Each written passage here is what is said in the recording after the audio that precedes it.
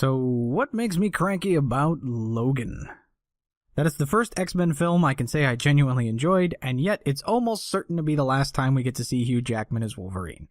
Jackman's portrayal of Wolverine has been just about the only consistently good thing about the X-Men films, and now that they finally get one right, he's retiring. It just makes me think of all the lost opportunities we've had over the years to really get the most out of this part of the Marvel Universe. I guess we'll just have to cross our fingers that either Ryan Reynolds will convince him to do something with Deadpool, or the MCU will find a way to bring him on like they did with Spider-Man. Now, there are plenty of other more specific things I would love to have complained about in the intro, but they all involve very significant spoilers, and this movie is good enough for me not to want to ruin it for you. In fact, it makes this review particularly difficult because even though I normally avoid spoilers in my reviews, I'm having to be extra careful here because it's easy to give things away without really meaning to. So all I can really say is that there's an extra, completely unnecessary antagonist in this movie that felt like something out of a video game, and I did kind of roll my eyes every time he showed up. It seemed like they were trying to use this character as something of a metaphor, but it never quite came together for me, and even if it had, it's so cliche that it was just kind of silly. The other thing is that there are lots of moments in this film that happen rather unceremoniously, even though they feel like they should be bigger deals with a lot more build-up to them. That's frustrating from a fan's perspective, but the thing is, it was clearly an intentional choice on the part of the filmmakers. They want you to feel that sense of frustration that sometimes things just happen, and there's no fanfare or fireworks to go with them. So while their success did make me cranky, it's actually kind of a win for the movie. That leads me to the thing that made me the crankiest the more I thought about it, which is, this is the exact kind of film that were it not about a comic book character probably would be put up for awards like the Oscars. But because Wolverine has super healing powers and an adamantium skeleton, they will almost certainly never even consider it. Because this is not your standard superhero blockbuster. This is a character-driven drama that occasionally has some badass superhero kinds of moments. This movie is about a man nearing the end of his life who is completely retreated from humanity because death and destruction seemed to follow him everywhere he went. Everyone he ever cared about was hurt just from being in his orbit, and now they're all pretty much dead and gone. Really, the only reason he's even still alive is to take care of his aged father figure, namely Professor Xavier, as you've seen from the trailers.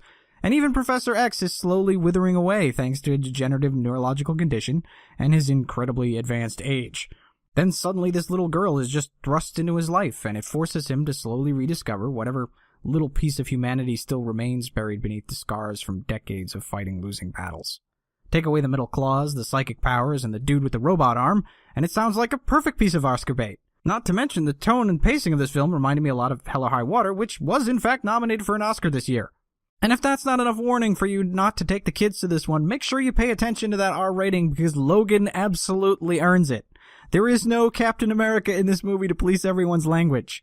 Even Patrick Stewart plays a little against type since this version of Xavier is not the least bit afraid to drop F-bombs. And in addition to having as much, though not quite as inventive cursing as we got in Deadpool, it also features incredibly brutal and bloody action sequences. So if you've been waiting for that version of Wolverine who savagely dismembers his opponents, you finally got him with this movie.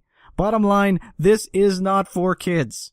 Now, as far as that action goes, I have unfortunately been really spoiled this year by John Wick Chapter 2's incredible fights and shootouts, so I have to admit to some disappointment when it comes to Logan's action sequences.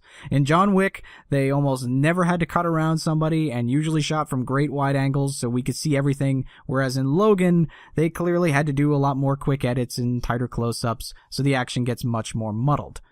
Don't get me wrong, you can still usually tell what's going on. This isn't Jason Bourne or anything. And they did save some really great long cuts for the finale, but it just can't live up to the bar set by John Wick. Fortunately, as I said, they made up for a lot of that with the brutality of it all. Wolverine's claws don't just bloodlessly disappear into people anymore. Guys lose arms, the tip of his claws bursts out of skulls, and at least one guy gets his head cut clean off.